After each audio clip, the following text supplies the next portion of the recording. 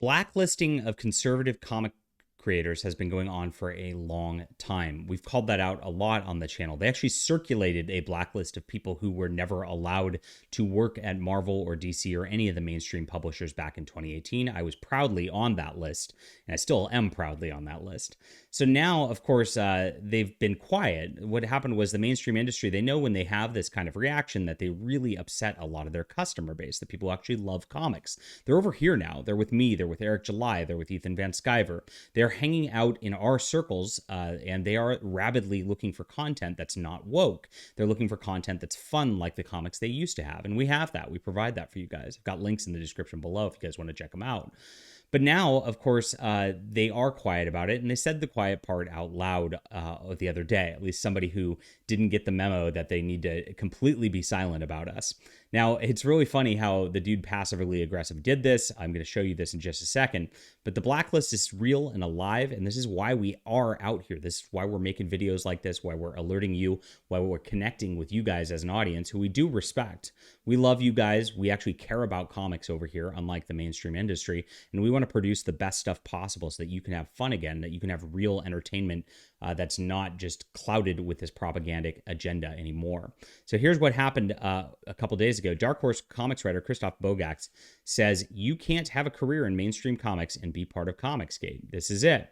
So he just basically said, no, we're going to make sure that you guys fail. We're going to do everything we can to make sure you can't make a living, that you can't feed your children if you go and hang out with these people on the internet. It's really sick. This is the type of blackballing that, like, of course, we stand against as Americans.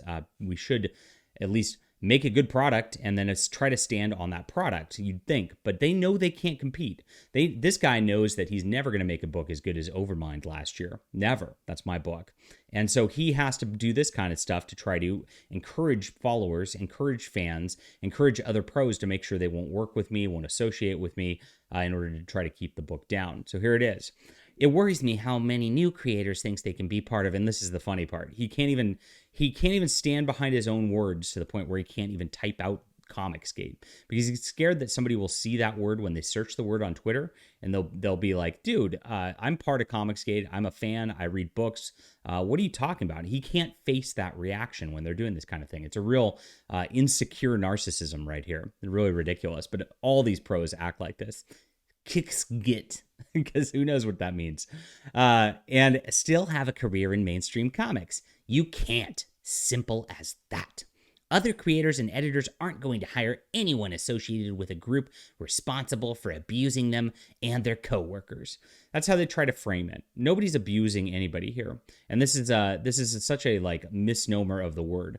When you talk about something and you don't like a comic book and you say, look, there's a problem with this, and it's actually insulting to consumers, it's insulting to longtime fans, it's insulting to other pros because you make this book and it's just ranting about your like politics and how much you hate half the country.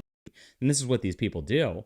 And you say, hey, this is lousy. Why are you doing this? Like, I don't want to support this. That's not harassment. It's not abuse. It's you voicing a very valid opinion. And of course, letting them know that like this kind of thing shouldn't be happening in a just children's entertainment medium at the end of the day.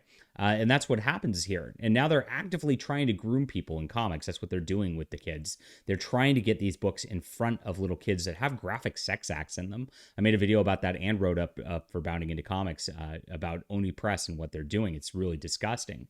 So yeah, we should be calling that out. As creators and as parents, we should be saying, hey, this is not a good thing, and we should have an alternative to this kind of degeneracy. It's not abuse to say that. It's not abuse at all. In fact, if Christoph and I were at a convention together, you know, he'd probably just have fun and have a beer with me if he could tolerate it, you know, because he's too scared. But that's how we'd act. We're just friendly people at the end of the day, trying to make our comic books and trying not to get blacklisted, not to have these people harass us off platforms and deplatform us. I've been banned from Indiegogo and Patreon because of people like this. I can't make a living on those platforms, and I've had to go to alternatives. And so, geez, it's not fun at all. But look, at the end of the day, mainstream comics doesn't pay either. So, like, do we even want to be a part of it? I made 40,000 plus on my Overmind last year, and of course, we are working on the second volume right now, going to be coming out hopefully early next year. And look at this guy's Kickstarter. He can't even crack 10 grand on his book. So no wonder, and he's gonna have to split this with another creator probably, or maybe he's getting page rate, who knows?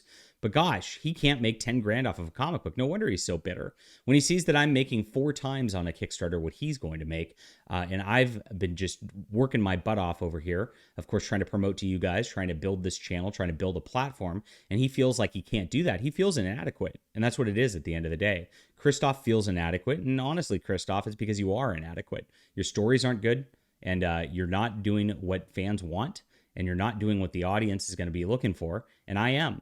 And I'm making a better platform than you, and I'm making better comics than you. Makes you butt mad.